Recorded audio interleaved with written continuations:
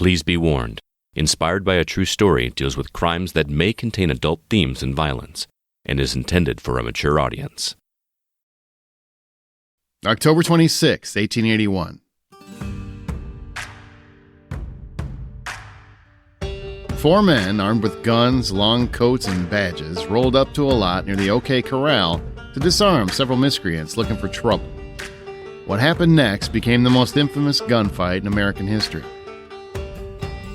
In 1993, Kurt Russell and Val Kilmer starred as Wyatt Earp and Doc Holliday in one of the greatest westerns of all time. Grab your horses and load those revolvers, because Tombstone was indeed inspired by a true story.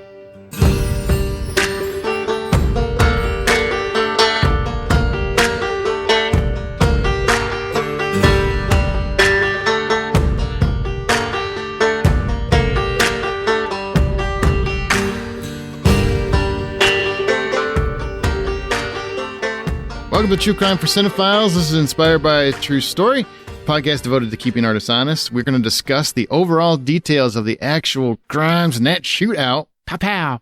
Then review the film Tombstone on its own, how much of that is true and how much was Hollywood magic. You can find other episodes at thehollywoodoutsiders.com, and you can always share your thoughts on this episode or suggest a film by emailing us at inspired@thehollywoodoutsiders.com.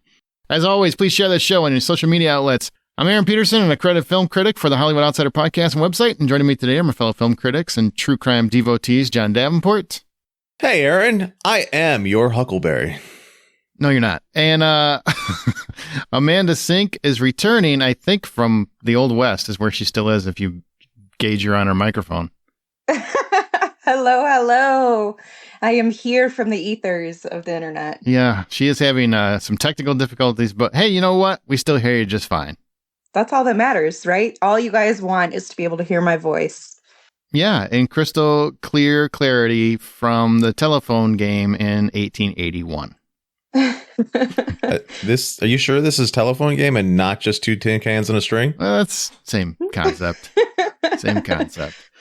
This one is, we wanted to kind of get just a breather from hellacious sex crimes for a little bit and go back to the Old West and see what's going on in Tombstone, one of the most revered events in history. And Tombstone's one of my favorite movies of all time. One of my favorite movies of all time. It is my favorite Western of all time. Where does this one rate on your radars? I'm generally not a big Western fan at all. If you listen to the Hollywood Outsider, which is where we're all derived from, I make that pretty apparent and clear. However, I will say Tombstone is one that I do enjoy. I think it helps that we have an incredible cast, and there is a really cool gunfight that you kind of alluded to that we'll talk about. But where it came from, like how I even figured out about Tombstone and like wanted to watch it, was because I had a friend back in middle school. We were friends, and his video game like username was Doc Holliday or something related to Doc Holliday. And I was like, what is Doc Holliday? So I started like looking into it and figuring out that it was related to Tombstone. And I was like, well, now I got to watch this movie. I've got to figure out what's going on here. So I've seen it probably 2 or 3 times now. Mm-hmm. But I do actually like it. It's one of the few Westerns that I do enjoy. You don't need to say that so surprisingly, because I mean, everyone that's watched it understands that it's a magical film. Yeah, that is true. Yeah, 2 or 3 times. You got to pump those numbers up. It's hard for me to say it, but it is a movie that I love and enjoy every single time I watch it. It is definitely what I would call a poppy field movie.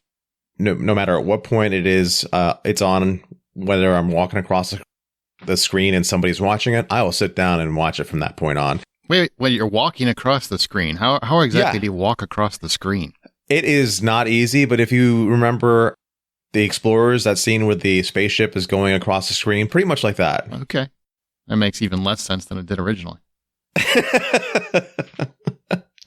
But it is something that I will watch no matter what. And I get into it. I enjoy it. The one thing that I can say that annoyed me about this movie way back when it first came out, which is in the 90s, is that it was a movie that all of a sudden created this thing where all my friends were doing mustaches, and that that soul thing, like the, whatever. Soul the little patch? Goatee or soul patch or whatever. Yeah, it wasn't like a full goatee. It was always mustache and then the soul thing and down the center. And I'm like, what? Why, guys? And they're all like, comes Wyatt Earp. I'm like, God damn it.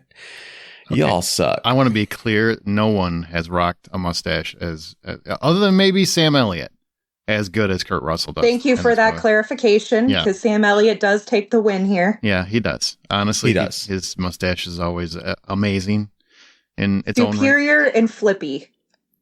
It is. It just, and you know what's funny is you see him without it, and you're like, no, you got to get that back. It just, he's one of those guys that looks much more rugged and charismatic. Cool. Yeah, cool. He's badass with this mustache. Yeah, he's very cool.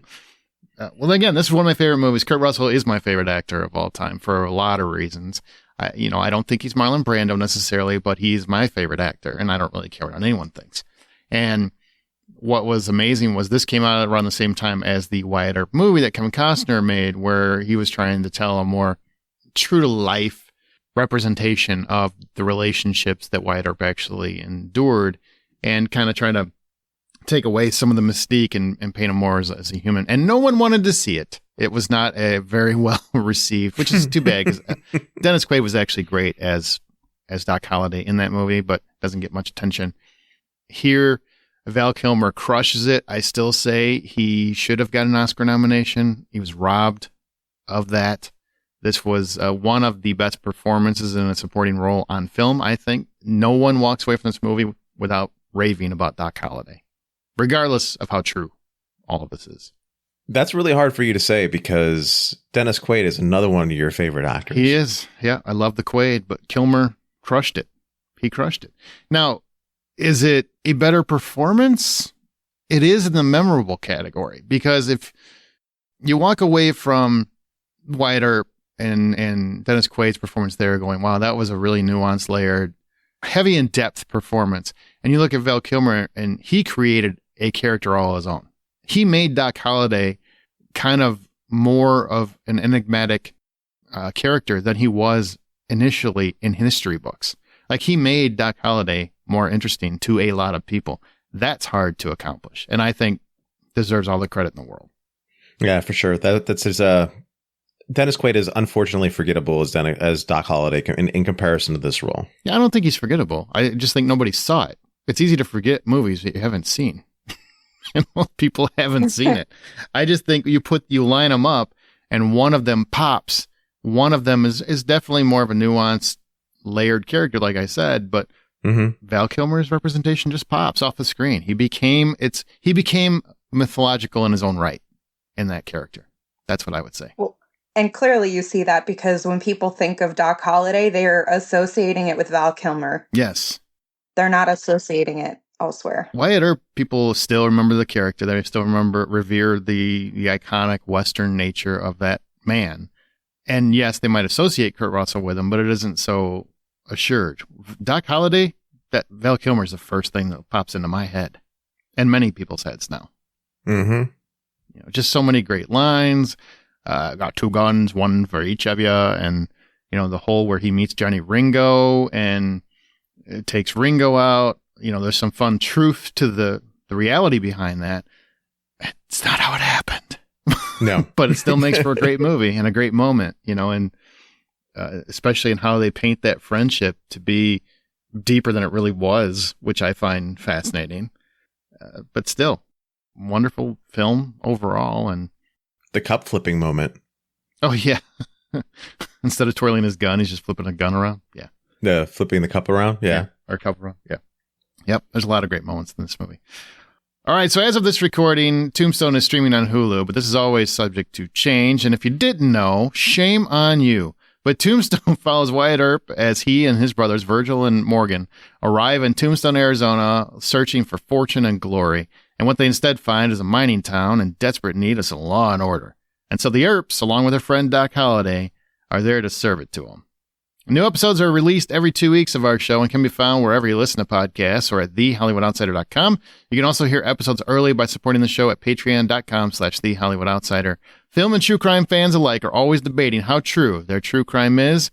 So hitch up that horse, pull up a bar stool, and let's order you a whiskey. because it's time to tell the true story of the shootout at the OK Corral in Tombstone.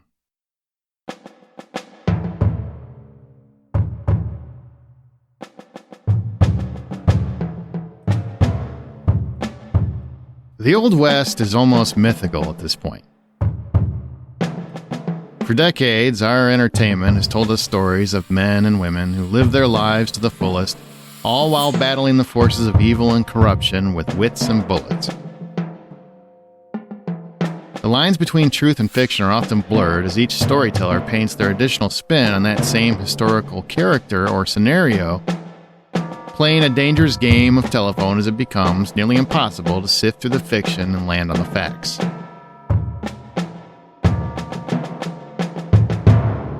The true Wyatt Barry Stapp Earp, what a name, was born on March 19, 1948 in Monmouth, Illinois, to Nicholas Earp and his second wife, Virginia Ann Cooksey.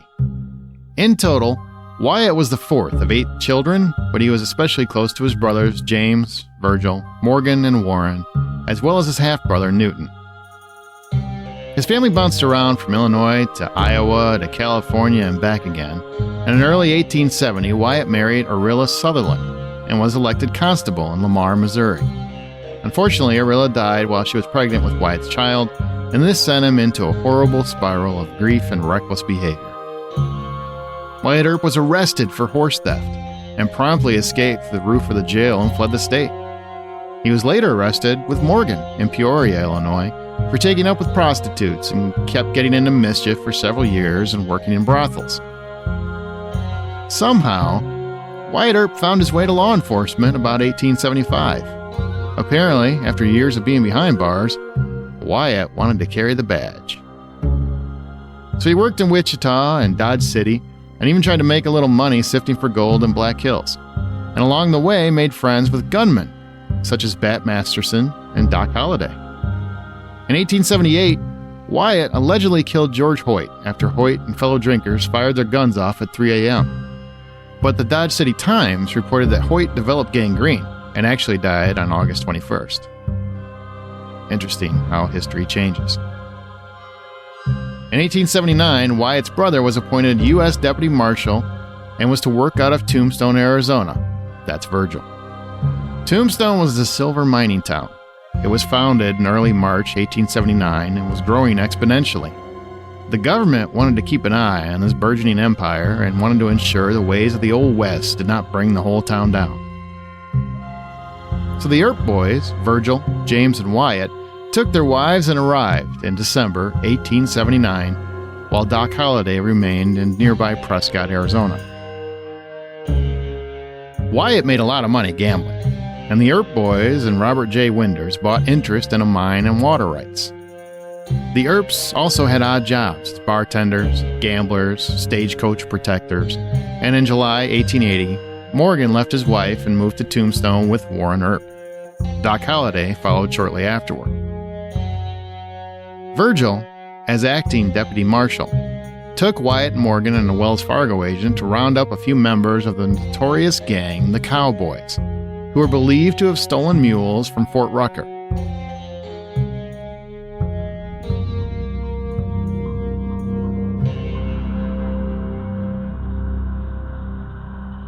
They located the mules on Frank and Tom McLaury's ranch and made a deal with cowboy Frank Patterson they would return the mules, which they later did not do. The Cowboys and the McLaurys were later believed to have threatened the lives of the Earp boys if they ever closed in on them again.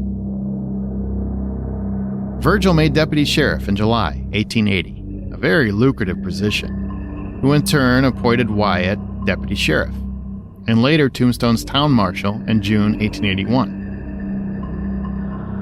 What led to that opening was the sad death of Fred White. On October 28, 1880, Town Marshal Fred White set out to break up a group of drunken miscreants who were taking turns shooting at the midnight sky. Wyatt Earp grabbed his pistol and proceeded to help him. Wyatt witnessed Fred White as he attempted to disarm Curly Bill Brocious, and the gun went off, shooting Fred in the groin. Wyatt Earp knocked Curly Bill to the ground and took cover next to both men by a chimney. where Curly Bill's men continued to take shots at Wyatt. According to Fred Dodge, a witness, Wyatt Earp was consistent and cool that night, even as bullets zipped by his head. The perfect example of grace under pressure. Sadly, Fred White died 2 days later from the severity of his wounds. Ironically enough, during Curly Bill's trial, Wyatt Earp testified that Fred White's shooting was accidental, and a local gunsmith testified that Curly Bill's pistol was in fact defective. Basically, by having it half-cocked, it accidentally fired.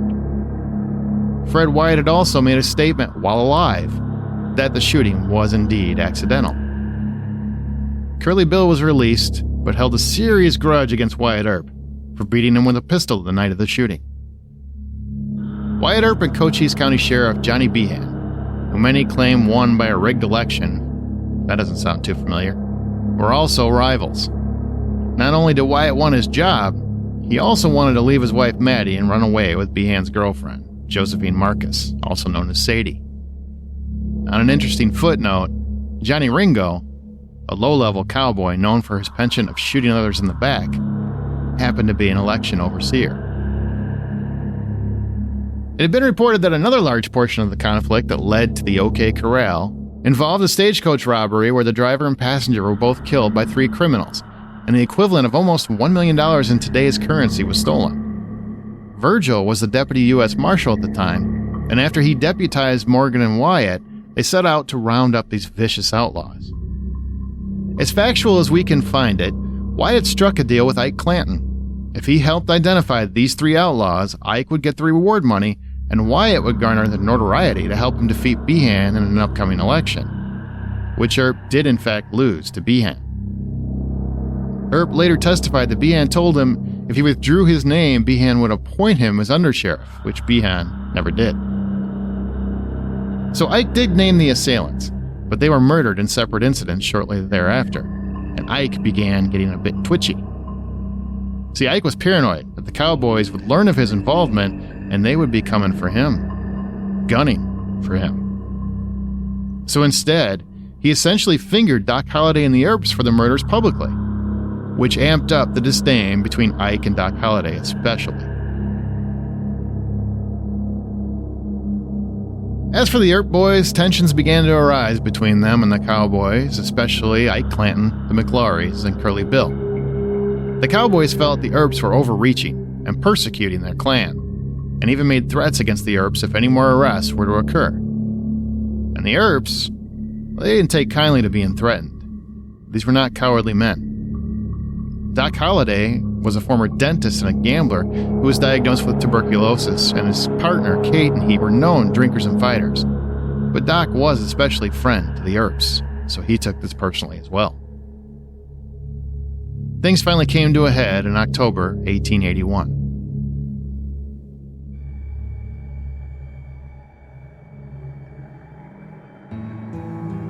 On October 25th, 1881, Ike Clanton and Tom McLaury headed into Tombstone for supplies.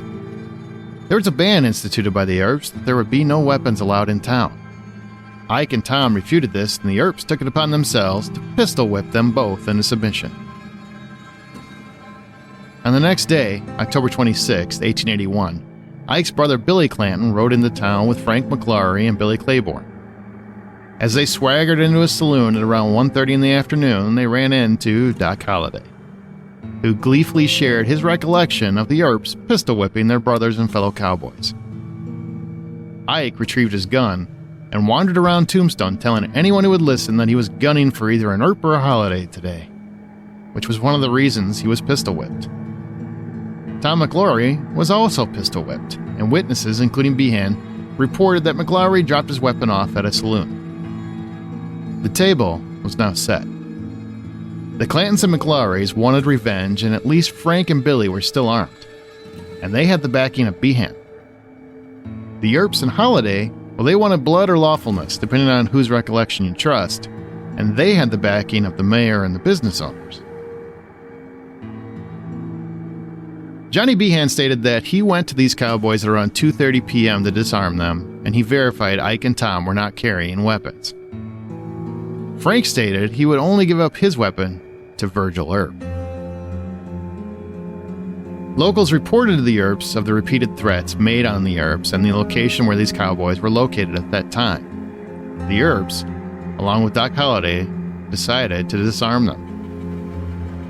Virgil later testified that Biehn told him, "For God's sake, don't go down there or they will murder you." Wyatt said Biehn told him and Morgan, "I have disarmed them." Nothing was stopping this fight. And conflicting testimony was given. Wyatt and Virgil reportedly testified that when Biehn acknowledged he had disarmed them, they shifted to less of an aggressive position, while other witnesses stated they heard Morgan tell Doc Holliday to, quote, "let him have it."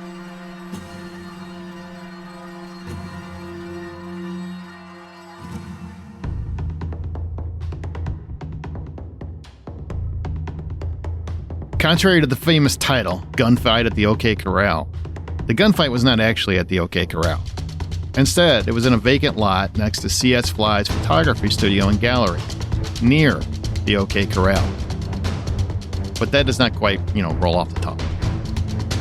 At about 3 p.m., 30 seconds of history occurred.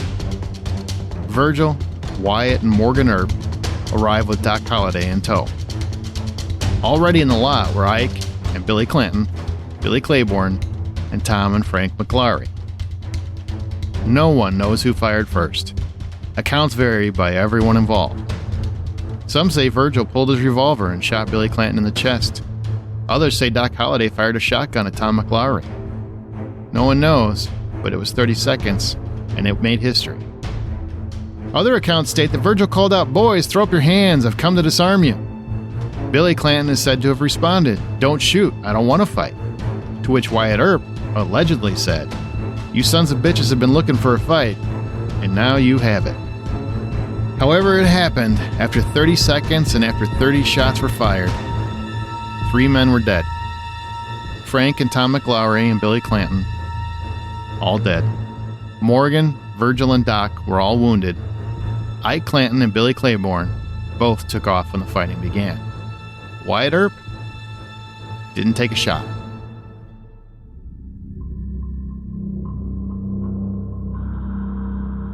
The funerals for Tom McLaury, Frank McLaury, and Billy Clanton took place in the streets of Tombstone as 2,000 watched the line of 300 march the bodies up to Boot Hill. Their bodies were fully displayed at the Undertaker's, with a sign affixed that read, "Murdered in the streets of Tombstone." Sheriff Johnny Biehn witnessed the shootout and charged the Earps and Holliday with murder. I should point out, he didn't do anything to help either side. Ike Clanton's testimony positioned the Earps as out for blood vigilantes who murdered his fellow cowboys and brother, while the Earps maintained they were simply fulfilling their civic duties.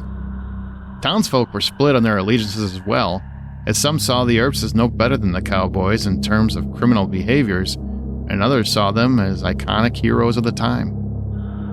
But 1 month later, Justice of the Peace Wells Spicer ruled all were fully justified in committing these homicides, stating, "I cannot resist the conclusion that the defendants were fully justified in committing these homicides, though it should be noted that Spicer was very critical of Virgil's use of Wyatt and Morgan as deputies in the event." The after effects of the shootout at the OK Corral were too vast to cover in any reasonable manner for the purposes of one podcast. But as far as the Earps were concerned, the battle was over, but the war raged on.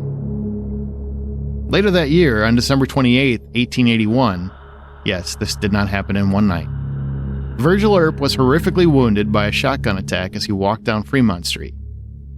Ike Clanton's hat was found near the scene, but several of Clanton's witnesses stated he was in Charleston at the time of the shooting.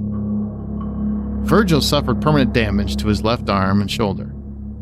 Ike Clanton was later gunned down by Deputy Marshal Jonas V. Brighton on June 1st, 1887. Virgil and Wyatt attempted to recuse themselves of their U.S. Deputy Marshal duties, but due to U.S. Marshal Crawley Dake refusing to release them until they settled their accounts over funding provided for tracking down assailants such as Ike Clanton, they had to stay on the job. Wyatt wanted more funds to hunt down these outlaws, and he even mortgaged his home, to which he eventually had to foreclose on. Johnny Ringo was suspected as well of being involved in the attempted murder of Virgil Earp. And on January 17, 1882, The record shows that Doc Holliday and he had words and seemed to be headed for a gunfight when Tombstone's chief of police brought them both in under arrest for carrying weapons in town. Then, on March 18, 1882, tragedy struck again.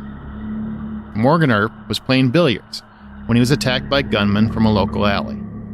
Their shots blasted through the door, and Morgan died from his wounds within an hour. The murderers were never officially identified, but Wyatt Earp believed he knew exactly who was behind this, and he set off on what was known as his vendetta ride. This vendetta ride went from roughly March 20th to April 15th, 1882, and Wyatt Earp gathered up a posse to hunt down members of the Cowboys gang. One could say you could tell them Wyatt was coming for them and hell was coming with him. Deputy U.S. Marshal Wyatt Earp formed a posse made up of his brothers James and Warren, Doc Holliday, Sherman McMaster, Jack Turkey Creek Johnson, Charles Hairlip Charlie Smith, Dan Tipton, and Texas Jack Vermillion. This posse was credited with killing Johnny Barnes, Indian Charlie, Frank Stillwell, and Curly Bill. According to those in the posse, Wyatt Earp charged Curly Bill, and Curly Bill missed when Wyatt gunned him down. Earp would later tell biographer Stuart Lake that his coat was shredded with bullet holes and another was found in his boot heel. But Earp, again, sustained no injuries, adding to his iconic nature. Johnny Ringo's body was found on July 14th at the base of a tree with a bullet hole to the head, and he had been precariously, partially scalped. The coroner ruled it a suicide. Yeah, that's what happened. Billy Claiborne died on November 14, 1882. He arrived at the Oriental Saloon where another troublemaker named Frank Leslie was tending bar. Billy became drunk and belligerent. Leslie told him to leave, and Billy refused. Later, Frank Leslie was made aware that there were others outside waiting to kill him, and so he went outside to check, because that's what you did in the Old West, apparently. Billy Claiborne aimed his gun at Frank Leslie, fired, and missed. Frank Leslie fired and hit Claiborne. He died 6 hours later, and his last words reportedly were, quote, "Frank Leslie killed Johnny Ringo. I saw him do it." Leslie was later cleared on all charges.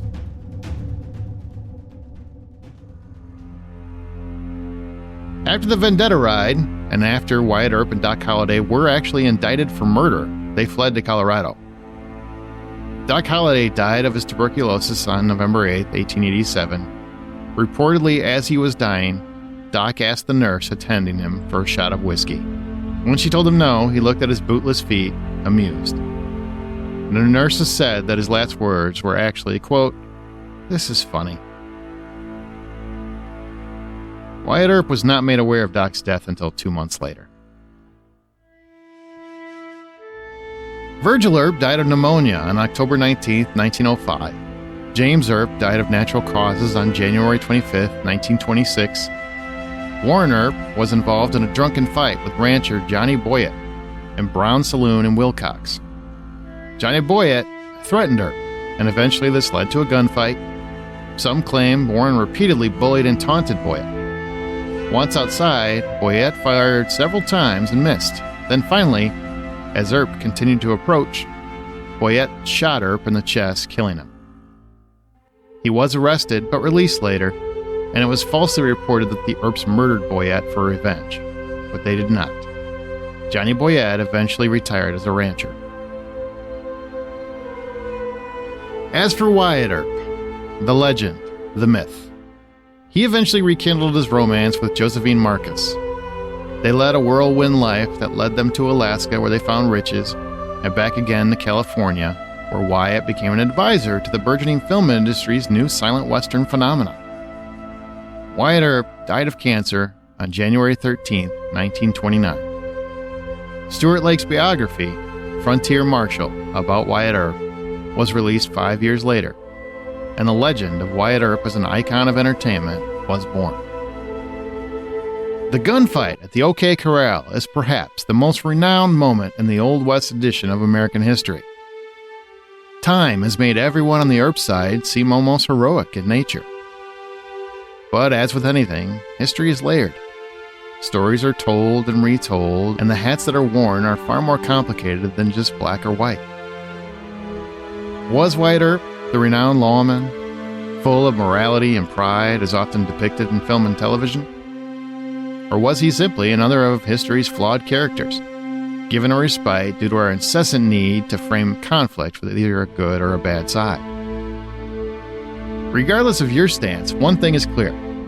In the town of Tombstone, Arizona, in the 1880s, there is no family you wanted to mess with less than the Earps. And there is no man in that family more formidable than Wyatt Earp himself. Question that, and you might have just found yourself searching for answers at the end of a barrel on a dusty backlot in the middle of a desert mining town.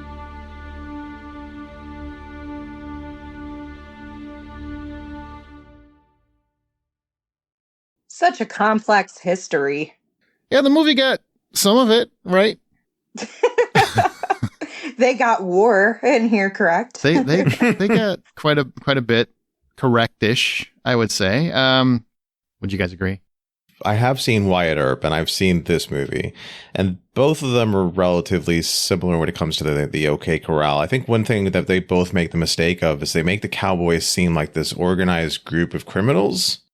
That's far from the truth of what it really was. Yeah, they were more like they were attached as a gang, so to speak, but there was some organization, but it wasn't like, it's not the mob. It's not that organized. It wasn't like they were a gang. They weren't wearing sashes, you know? It was more complex than it really was. It was just a group of guys who were just crappy, who ended up hanging out and doing bad things together. Yeah, I mean, I think if we're watching this dramatized Western, we want it to mean more to us than it probably did and make it seem more significant, but they still get like the basics of the story down. Even though they expand on it and they dramatize a lot of the events and they compress the timeline and stuff, there's still a lot that is, from what we can tell, accurate. But here's the other part of it. This was in 1881. Mm-hmm. Who really knows what actually went down? There's so many conflicting stories that I feel like this is one of those movies that it's okay if you take some liberties, artistic measures and liberties for it, because no one really knows the details of what happened as long as you get like the crux of the story right. I agree.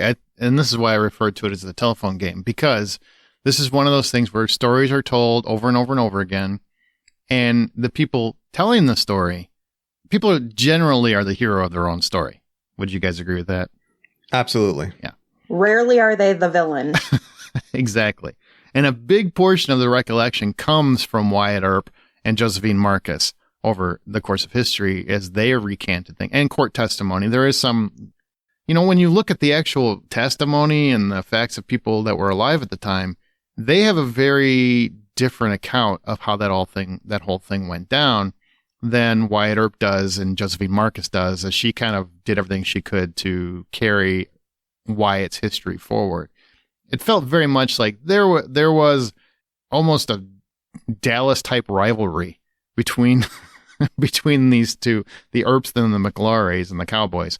And it just came to a head, and nothing was going to stop this fight. Like, they were just simmering with anger at each other, and it just kept brewing until it finally arrived at this one iconic gunfight. The outcome of these events would be completely different if like better nepotism laws existed back then, because having your brother get deputized by you and then being like, yeah, it's cool for you to have a gun and go shoot people now because you're doing it in the name of justice. It's true. Yeah. That creates a lot of conflict there in terms of like who is good and who is bad in the situation. And when you think about even the fact that Earp had taken a completely different approach to the story of when he was charged, or when the Curly Bill thing happened and Wyatt gunned him down. when he was telling that biographer that you mentioned about his coat being shredded with bullets and all of that, and that he had no injuries, to me, even just hearing that feels extremely ludicrous. Like, you're telling me you were riddled with bullet holes, but not a single one of them touched your skin, even like gave you like a little scratch or grazed past you. It feels like he already had taken liberties with the story by then. Well, it was like the 1800s. The wind was blowing like crazy, and that coat could be flapping in the wind. It makes total sense. I mean, that's like 3 feet on either side of him that coat is eaten up. So, especially when you get like somebody directing it and like Zack Snyder showing up with slow motion, it's so much easier to hit the coat than it is to actually hit the man. Valid perspectives, John. Yeah. The thing is, I try to keep in mind is that the 1800s and the 1700s, people are just trying to survive. That's all they're trying to do. This is no longer, especially when you look at the Earps history, it's no longer really a story of good versus evil. It's bad versus good, or whatever you want to call it. It's just a story of one person with questionable morals leading a group of people versus another person of questionable morals leading a group of people. And one just happens to be sanctioned by the government and one happens to not be. And the person that's sanctioned by the government ends up having ultimately more power in this situation, because the Earps aren't necessarily good people, especially, they stole horses, they ran brothels, which wasn't a crime back then, but okay. They were gamblers and bartenders and, did anything they possibly could to make it through life and put their stamp on something. And this town was small enough and just starting out enough to be able to take control. And when Virgil was a marshal, he was also involved in treasury because it was part of the position, which is why it was so lucrative, because you got paid a lot to do those things. So, I mean, they're making money left and right in different ways. And it just came across very much like, I'm going to deputize my brothers instead of randos, because they'll have my back even in court. You know what I'm saying? Wink, wink. Nudge, say no more. Yeah, I'm not disparaging, Wyatt Earp's history, but I'm saying the picture that is painted here in the film is definitely a much more positive, optimistic look at the man, instead of, the movie Wyatt Earp's more, layered and kind of almost tragic take on it, where he posits him as a very flawed anti-hero of sorts. I think Tombstone really, really does position Wyatt Earp as more of the heroic type. Yeah, he's more of a reluctant hero as opposed to the anti-hero. Yeah, reluctant hero, for sure, because he doesn't want to get involved at first. And that's just not the man he was. He did get involved. He had no problem getting involved. He had a sense of duty quite often. And the funny part is, in the real truth of the matter, he actually was a big reason why Curly Bill went free, because he testified basically on his behalf. He told the truth. Yeah. Or he told enough of the story to be able to be like, now I'm going to go kill him. I don't think that seemed to be the Justice case, is in my hands, not the laws. I'm judge, jury, and executioner, my friend. No, that wasn't until later, like when tensions started to rise. And a lot of that stems from that whole issue with Ike Clanton, where there was a stagecoach robbery, which doesn't get told in Tombstone in any way, shape, or form. The film doesn't deal with that at all. They just basically have Ike Clanton as this whiny coward who shoots his mouth off a lot, and doesn't kind of explain that whole aspect of there was a stagecoach robbery. Ike Clanton kind of gave him the names. Then these people were killed. So Ike Clanton just recanted. He didn't want to go down as a snitch. So he started pointing the finger at the Earps and Doc Holliday. And that was a big precursor to the rivalry and the tensions that started to overflow with these families, or not with these cowboys. And I would have liked to have seen that in the movie, because I think it would be nice to see why do they hate them so much? Not just because they took their guns away. There was a lot more to that story that doesn't really get told. But yeah, I agree. I think if they would have gone deeper into the details of what led to the altercations and the disdain for one another, there probably would have been more of an understanding. But I think if you do that, if you start to really get into the reality of things, then you also need to make sure that you're presenting both sides of the story, because now you're really starting to get into the reality, right? And like I feel very intentionally wanted this movie to be something fun and enjoyable for a cinematic experience. What? Where you had somebody that you rooted for. Because if you're seeing two cowboy groups or whatever, like, go up against each other in the Old West, you want to be an ally to one or the other. And back then, the easy one to go with is those that have law enforcement on their side or are part of law enforcement. But like getting into the nitty gritty details, like there are so many issues with how everything was done from today's standards that even in 1990 standards, 1993, I think is when this came out, you still, even then, we recognized issues with the way things were handled across this entire situation that spanned like 30 years or something crazy. Well, in this era, I mean, I admit, I've always wished I was born in this era. I just think it'd be kind of cool to be going through the Old West with a gunslinger and da-da-da. I mean, movies make it seem so sexy and alluring. But then you really look at it, I'm like, man, but then there's dysentery and tuberculosis. Yeah, there's just so much awfulness that occurred there as well. Let's go watch the ice delivery. Plus, they're walking outside in the Old West and it's like 115 degrees. The sun's blazing down on their skin. You're pooping in a hole in the desert. Exactly. There's not a single thing about that sounds good to me, despite Taylor Swift's song about wanting to go back to the 1880s. Yeah, no way. That's a hard pass. And that's why everybody's wanting to get in gunfights. Like, at least I can go out cool. Maybe I'll get a story told about me. Well, that's very obviously what Doc Holliday is trying to do, right? That's he's hanging around with people who's going to get him in trouble so that he can die in his boots, as opposed to not by the tuberculosis. I think that's part of it. He wasn't quite the gunslinger that the movie posits him as. I mean, he had a couple altercations, but he wasn't like known as his association with Wyatt Earp is what made him more famous than anything else. And then this movie elevated his stature in many respects to us, like in the modern day. And they didn't even have that deep of a relationship. No, top of it. Dude was a dentist, and he was actually, I think, closer friends with Morgan to begin with, or something along those lines. But they became friends. And they were friends, for sure. A lot of why Doc Holliday got involved is he wanted to avenge Morgan's murder for the vendetta riot, as it were. Yeah, that guy's life was a lot of suffering because he contracted tuberculosis around the age of 15. He died at 36. Yeah. That's a good life back then. 36, yeah. Man. That was like 85. He gets his retirement plan at 36 back in the 1800s. He does. Well, apparently it doesn't involve a shot of whiskey because the poor guy's on his deathbed and she's like, no. Seriously, how disrespectful. Just give the man a shot. It was like 1926 or 1905 or something like that. Surely there weren't rules about alcohol in the medical facility.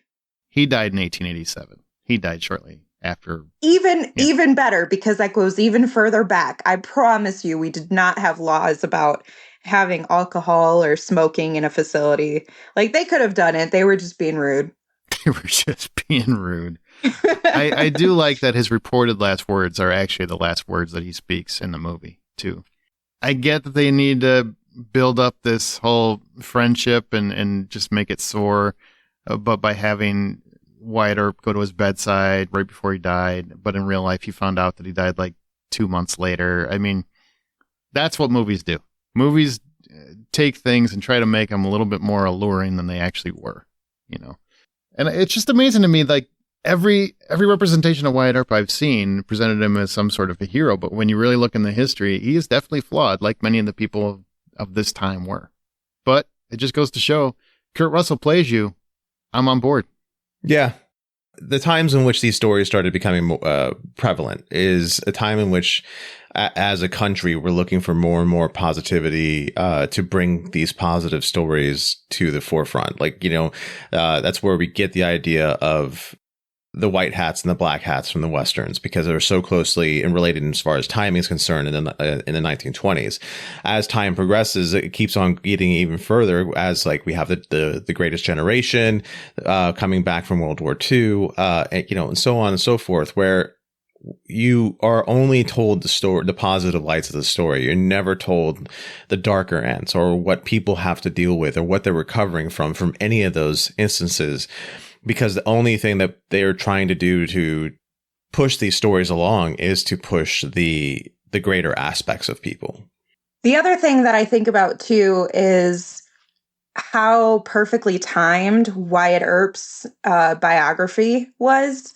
Because if you consider like the historical context, this is like, it came out right around the Great Depression when people are looking for hope and inspiration and wanting something that can help give them hope to get through hard times and all that stuff. So it's even possible that was a contributing factor too. Like when we look at like the political element of it, of releasing a biography about this super cool cowboy law gunman who's out here to help the people, you know what I mean? Versus the reality that he's a flawed individual who happened to be put in a position that he could use law for his side.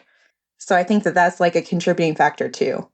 Yeah, absolutely. I think those are both very good points. And it's very much a situation where you have the invention of visual storytelling coming at the same time when people are looking for those heroes. So, you're looking for something that has an iconic nature that's going to carry some weight. And you have this guy and his biography, and man, what a great story. And he was a lawman, so he represented good, yada, yada, yada.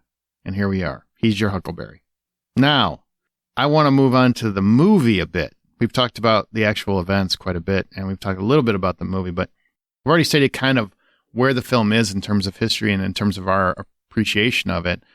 Who are the big standouts for you? Because this is one of those movies that has one of the best casts in history. These are just some of the names in this movie, right? Kurt Russell, Val Kilmer, Sam Elliott, Bill Paxton, Powers Booth, Michael Biehn, Charlton Heston, Jason Priestley, Stephen Lang, and there's more. Like the cast just continues to go. Michael Rooker, Thomas Hayden Church, Dana Delaney, da-da-da-da. Like it just keeps going. This cast is phenomenal. So who stood out for you besides Kurt Russell and Val Kilmer? Well, it's hard to not point out just Sam Elliott. If it wasn't for the fact it was Kurt Russell and Val Kilmer, Sam Elliott would have stole the show. Like that's how much it took to really tone him down. Well, he for at least for me, Sam Elliott is like what I would picture when I think about a Western cowboy. Yeah. You know what I mean? Like he is everything of like what is envisioned in my mind when I think of one. So it's hard to get past the fact that he is already super freaking cool and his mustache naturally fits in with everyone else. But it's hard to get past that. But I'm not going to lie to you. I'm a really big fan of Thomas Hayden Church. So I like him a lot too. Oh, interesting. He was very good. I want to say the one person I feel like never gets appreciated enough in this movie is Stephen Lang as Ike Clanton. Probably. He is the most cowardly. I mean, he's that guy. Everyone's got that friend, right, who just talks out of their ass, and they're always like, God, will you shut up? You're going to get our asses beaten. You know, he's always that guy basically agitating for a fight to happen. And then as soon as the fight breaks out, he's no longer in the room. Oh, yeah. He's that friend. That's who, and he plays that so brilliantly in this movie and almost unrecognizably that it's fascinating to me. It's against what we know as his type now. Absolutely. Absolutely. He's kind of a tough dude in real life. And I will say this film has, some of the most iconic villains in filmdom. I think Powers Booth is phenomenal. He's amazing. By doing so little. Just his little thing. I mean, it's become a gif over the years, but when he's sitting in his chair and they're leaving Tombstone, he just says, well, bye. I mean, that's one of the best moments I could think of in a movie. I'm just like, that's so fabulous. And then you have Michael Biehn, who's this cocky gunslinger who's just aiming for Doc Holliday, which they set up very well. And obviously it isn't the truth of the situation, but in the same token, the movie does it masterfully, so I don't even care. It almost makes Johnny Ringo a big character in this when he really wasn't a big character in the overall story. But when they finally have their showdown and you see that, you know, he challenges Wyatt, and Wyatt isn't going to beat him because Johnny Ringo is faster.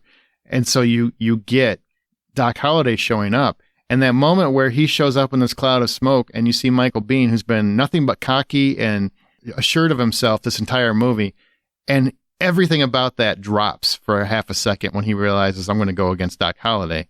That is one of the performances that never gets talked about in terms of how well instituted the moments are, but he captures that moment so perfectly of a man who just realized he's met his match and maybe has met someone that's above him.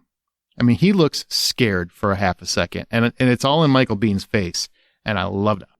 Well, why, Johnny Ringo? You look like somebody walked over your grave. Spot on impression, by the way. Boy. Thanks. Yeah. I don't have many of those. That was I feel like you're being facetious, but I'm going to take it. That was more like sarcastic, but yeah, it works either way. Yep. Powers Booth is somebody that I've always liked in movies, and I always like that ability for him to be dark. And this feels more natural. This feels like he's not really trying to be dark. He's just he's just being an asshole. And it's just great that the way he's pulling off this character, and he is a good match to stand up against Kurt Russell as far as like versus like, ability to be huge on screen versus ability to be huge on screen. It's just a good charismatic opposite to each other. Now, there is a lot said in the lore of the movie of who directed it. George P. Cosmatos, Kevin Jarre, who directed the movie. Well, we're not going to get into that because there is no definitive answer. Some people even say Kurt Russell actually directed the movie. Val Kilmer said that at one point. Whomever directed it, ultimately it feels like it was a collection of voices, and it was it's a beautifully done film that has stood the test of time. Now, I will say, do you have any issues with it? How do you feel about the romance? Because they do have a big element, even though it is mostly true. The relationship between Wyatt Earp and Josephine Marcus. How do you guys feel about that? Amanda, did you have any take on that? Well, so I like romance, so I don't have any issues with it. I think I get more caught up in the action moments or like the quippy lines more than I do the romance, but I feel like it does lend some understanding of the character and like who he is. Mm-hmm. And their dynamics. So I like it, but does that mean that there are people who have issues with the romance of it being in here? Well, there are definitely people who felt, number one, it kind of derails the movie at certain points. And also, well, he's kind of harsh to Maddie, who was seemingly his wife at the time, and blah, blah, blah, blah. I'm like, well, yeah, that happens. I don't know what to tell you. Like, he did end up with her, and he stayed with her for many, many years. So that is how that worked out. I was going to say that's the part that if you don't know the history, I can see why it would be frustrating or aggravating. Like, why are we even bothering with this? But knowing that there's the historical piece of it where there's accuracy there in their relationship, and this is what happens, I don't have an issue with it. I also like that for me, it breaks up the Western for it. So that way I'm not because the issue that I have with Westerns is how it's all focused on just this 1v1, right? Like the group versus this group. And it's just, you have all of these additional things that are going on in the background that usually you don't really get to see or hear about because they want to focus on the war at hand between the characters. For me, it breaks the movie up in a way that makes it more digestible for somebody who doesn't really like Westerns. But I could see it either way. Yeah, I agree with that. It's a great way of setting the pace to the movie and breaking up bits and pieces of the story. It may not follow exactly as the timeline actually happened, but it was a good piece. And there's no there's no complaint about Dana Delaney ever being on screen. No. Now, did you guys have any issues with the movie? Is there anything about the movie you didn't like besides... is there just anything you didn't like? I honestly don't have anything, but I'm like that with a lot of Kurt Russell movies. So yeah, I don't have anything myself. I tried. Good pace, solid movie that has a lot of great action. Billy Zane shows up for better or worse. Even he's great. There's so many like great, random, short, small performances in here. I mean, it's amazing the cast that they have. Billy Bob Thornton's also in here. God, what a great moment. What a great freaking moment. Go ahead, skin that smoke wagon and see what happens. I mean, what a great freaking line. Absolutely. Just a weird line, but fun. That's the thing about this movie that I think also separates it from a lot of other Westerns is... and maybe it's just my perspective because the movie wasn't set up with a lot of promotion. It didn't initially. It was them trying to prove the studio wrong. Sure. From my understanding. Yep, that's true. And so I think that what they tried to do is make it so entertaining that they used a combination of Western language from that time period blended with like language or humor that would align with people who were seeing it in the audience at that time. And so that's one of the best features of the film is the quippy dialogue and the fun lines and the way that they're delivered. I don't really have any issues with the film. It's one of those that proved me wrong also because I went into it like, ugh, I don't want to watch this. And I had finally seen it because I think it was related to The Hollywood Outsider, actually, when I first actually watched the movie, was because of that and trying to be proven wrong, like, oh, there's no way I'm going to like this. Mm-hmm. And it proved me wrong, too. And so I kind of have that adoration for the film that it was the underdog of movies in a lot of ways, both to the people who were trying to fund it and also to certain potential audience members like myself. But your cast is so fun and entertaining, but still keeps that dry Western atmosphere to it. But the pacing is also kept up with. They break apart some of the more drawn out aspects of the story. So that way it feels like it's not this, 3-year endeavor. It's this very short-term experience, which is due to them having that vision, right? Like they could have said, these events took place over a period of a lot of time, but instead let's shorten this timeline and compress it so that way it feels like it's progressing at a digestible level for an audience viewer. And I really like that. There's not much about this that I don't like. I love the cast. I love the humor and the dialogue, the action sequence. Obviously, those are great. So I really like it.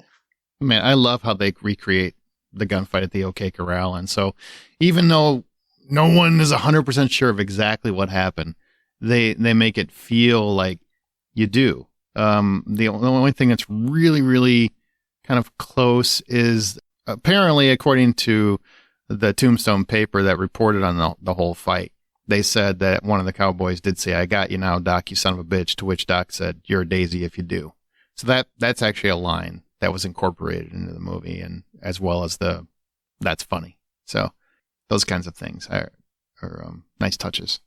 What the movie got right, and did it respect the victims? Do you guys just think this respected the parties involved as well as they could? My only probably issue is they do present Doc Holliday more as this almost as if he is a reluctant gunfighter who's always throwing his pistol about. And apparently he really was more of a dentist and a gambler who just happened to be very, very skilled with a revolver, more so than any kind of assassin. If you're going to have a set of skills for the Wild West, dentist, gambler, and really good with a gun, those are the set of skills, because that means you're going to have a lot of money throughout your lifetime, which apparently for him was short. Not really. 36 or whatever. He was 112 in Western years. Maybe. I mean, Wyatt went on to live another 40 years after he died, I think.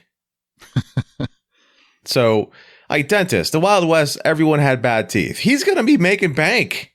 True. Yeah, that's fair. Always busy. Well, although nobody wants really somebody with TB messing around inside their mouth, I guess. The risk. All of his patients ended up having TB after that. Oh my God, that'd be so dark. Another thing that I really love about this is that you would think, and one would think, that the movie would present the gunfight at the OK Corral as kind of the ending, where it's really kind of midpoint, a little after midpoint. And I think that's actually a nice refresher because you get a lot more story, but you also find out like the rest of the details. And a lot of those details are pretty accurate. He did have what was called a vendetta ride. He did go after those guys. You know, they don't like to mention that he and Holliday were actually indicted for murder because of it, but these things kind of happened. To your question around, you know, the accuracy and things like that, it's hard to say. I feel like for any of us, it would be really hard to say, does it pay respect to the victims and what it got right? Because there are so many competing stories about what was true and what wasn't, that it makes it impossible to assure yourself that you are respecting the victims. I think we've kind of covered already that this movie does have a preferential view that it's taking, and I don't have issue with that. Mm-hmm. I think the only things for me is like, it's really just about the underlying understanding of some of the things that went on, but those were real events. Like I go back to deputizing your siblings and saying like, hey, I really need somebody to go out here and gunsling with me, but hey boys, let's do it legally. All right.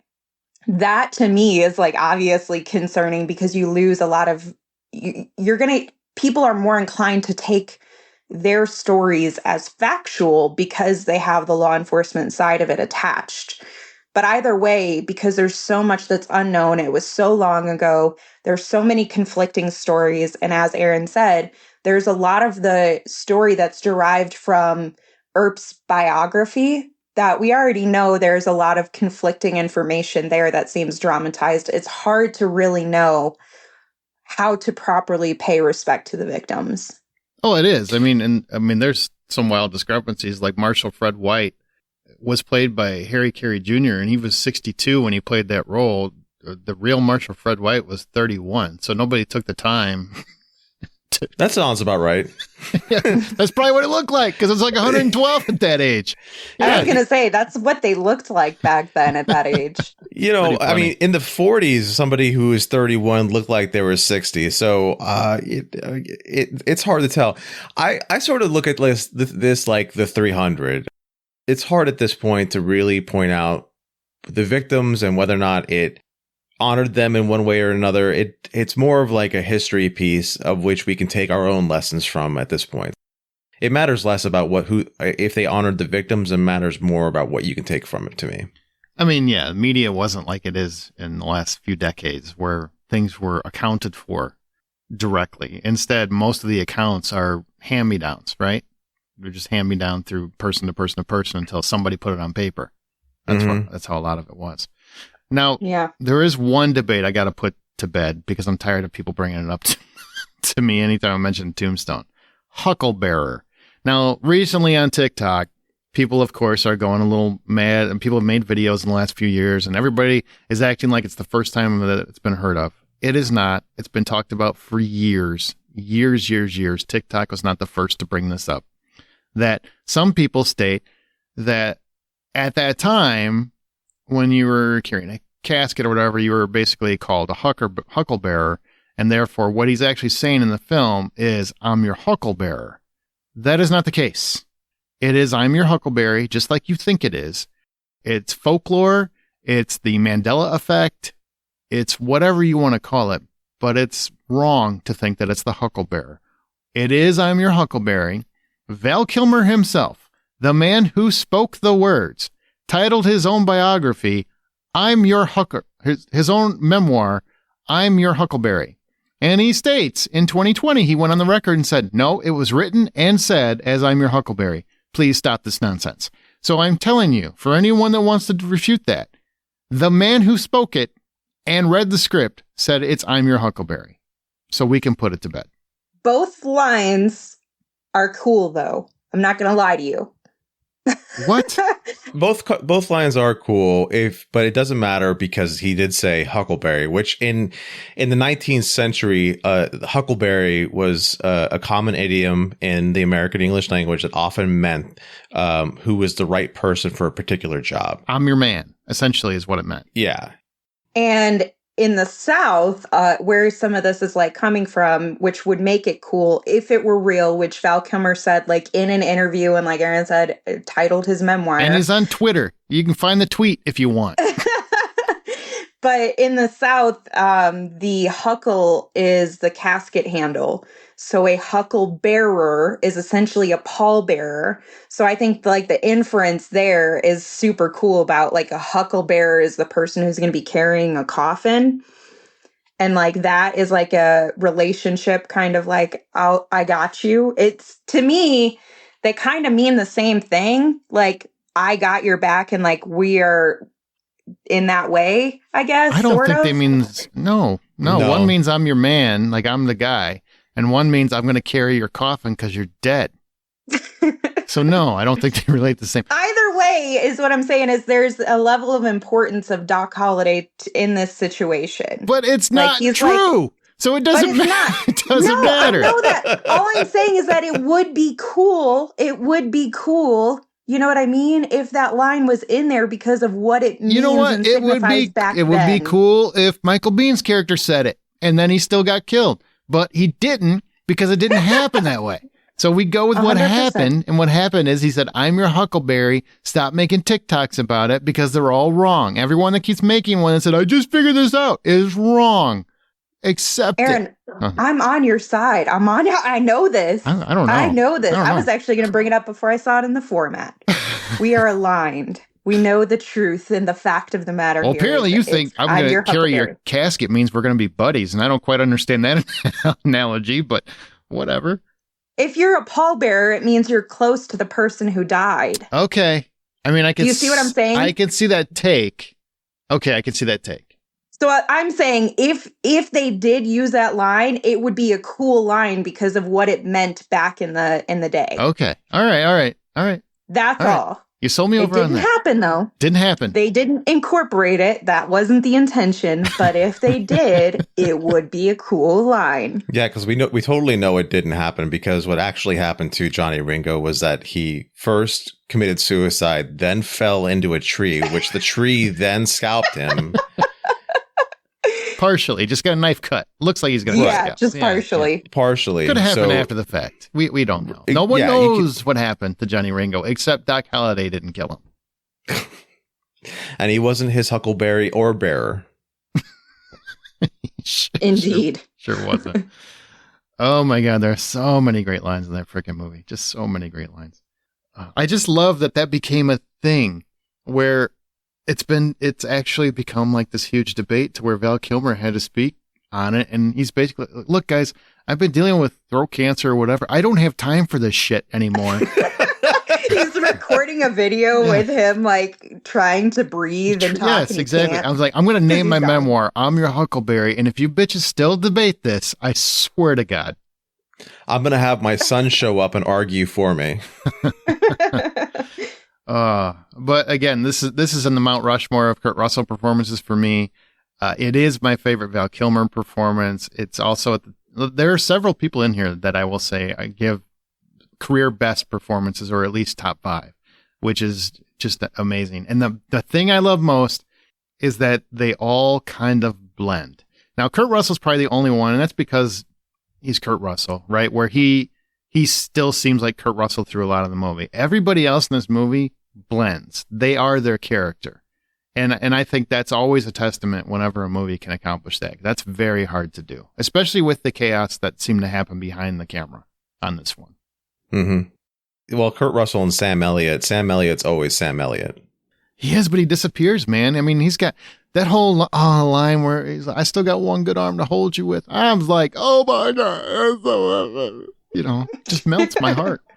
Beautiful. Apparently I'm the only one. Whatever. You're the only one. No, it's sweet. It's a good line. See? It's very sweet. I can't. I'm sorry you're cold and dead inside. All right, well. I am cold and dead inside. What would you do anything differently if this were to be remade, which I'm sure it will at some point, once Westerns are popular again? It'll be a limited series that Taylor Sheridan does, and there'll be all kinds of random characters that had nothing to do with this. How would you do it differently? Well, I would say that the only person who can now fill Kurt Russell's boots is Glenn Powell. Interesting. That's an interesting choice.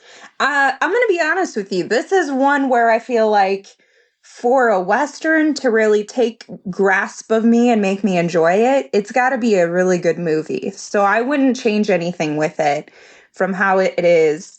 But if they were to make another like iteration of the story here, not remaking Tombstone, but just trying to better understand the elements of what happened, I would love to see a fleshed out, like both perspectives side of the story where nobody really looks like a true hero, but nobody really seems like a true villain. Because ultimately, nobody in this story, at least from my perspective that I can think of, is free of any wrongdoing.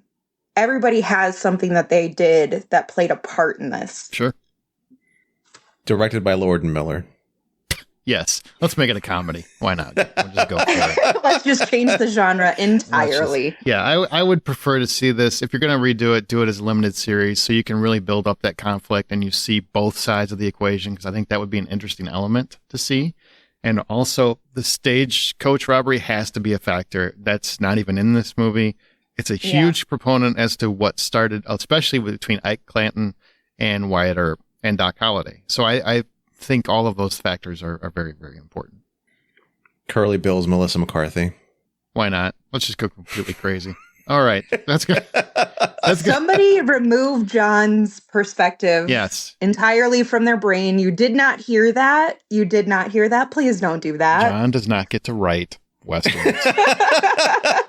He's an artist. He's a drawer. Yeah, a drawer. Maybe not the writer. Well, that's going to do it for this particular journey down the Old West corridors. You know, there's other Westerns we might cover in future episodes, like Young Guns or something along those lines. But if you enjoyed this podcast, share the show on your social media outlets and give us a review in your favorite podcast app. You are the best source of promotion, so you can tell your true crime maniac friends about us. We would really appreciate that. Get the word out. We're about to wrap up our season for a couple months here, and we want to make sure that everybody gets the word out, and some people that haven't checked out the show can check it out and be ready to come back when we do. Thanks for listening once again to Inspired by a True Story. Now, let's keep those artists honest.